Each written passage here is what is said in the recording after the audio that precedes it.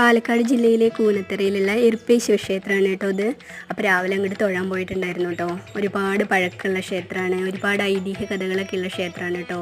സുബ്രഹ്മണ്യ സ്വാമി ഇവിടെ നാഗത്തിൻ്റെ രൂപത്തിലൊക്കെ ഇരിക്കുന്നുണ്ട് കേട്ടോ. അപ്പോൾ ഇത് അവിടുത്തെ കുളമാണ്, നല്ല പച്ച വെള്ളവും തണുപ്പും, കാലൊക്കെ വെച്ചപ്പോൾ ഇങ്ങനെ തണുത്ത് പോയി കേട്ടോ. അപ്പോൾ നല്ല രസമുണ്ടായിരുന്നു കേട്ടോ, നല്ല വൈബാണ്, നല്ല പോസിറ്റീവ് എനർജി നിറഞ്ഞു നിൽക്കുന്ന ഒരു ക്ഷേത്രമാണ് കേട്ടോ. പഴയ ക്ഷേത്രമല്ലേ. അപ്പോൾ സുബ്രഹ്മണ്യ സ്വാമി നാഗത്തിൻ്റെ രൂപത്തിലാണ് കേട്ടോ ഇവിടെ ഇരിക്കുന്നത്. അങ്ങനെ ഒരു കഥയുണ്ടല്ലോ, ശാപം കിട്ടിയിട്ട് നാഗരൂപമായിട്ട് ഭൂമിയിലേക്ക് വന്നു, പാർവതി ദേവി വ്രതം നോറ്റ് ഭഗവാന് ശാപമോക്ഷം കൊടുത്തു എന്നൊക്കെ ഉണ്ടല്ലോ. അപ്പോൾ അങ്ങനെ തൊഴുതു പോന്നു. അപ്പോൾ ഇതിൻ്റെ അടുത്തൊരു കൊട്ടാരം പൊട്ടി പൊളിഞ്ഞു കിടക്കുന്നുണ്ട് കേട്ടോ, കണ്ടാൽ പേടി തോന്നും. അപ്പോൾ അവിടെ നാഗങ്ങൾ കൂടിയിരിക്കുന്നുണ്ട്, എപ്പോഴും ആയില്യം ദിവസമൊക്കെയാണ് അവിടെ പോയിട്ട് അവർ വഴിപാട് വിളക്കൊക്കെ വെക്കുന്നൊക്കെ പറഞ്ഞു കേട്ടോ. അപ്പോൾ ഇതാണ് ആ കൊട്ടാരം കേട്ടോ. പിന്നെ ഇത് രാവണപ്രഭു സിനിമയിൽ ഷൂട്ടിംഗ് നടന്ന സ്ഥലമാണ് കേട്ടോ. പിന്നെ അങ്ങനെ ഞങ്ങൾ ഫുഡൊക്കെ കഴിച്ചിട്ട് പോന്നു കേട്ടോ. അപ്പം ഇന്ന് രാവിലെ അങ്ങനെ അമ്പലവും കൊട്ടാരവും ഫുഡൊക്കെ ആയിരുന്നു പ്രധാന പരിപാടി.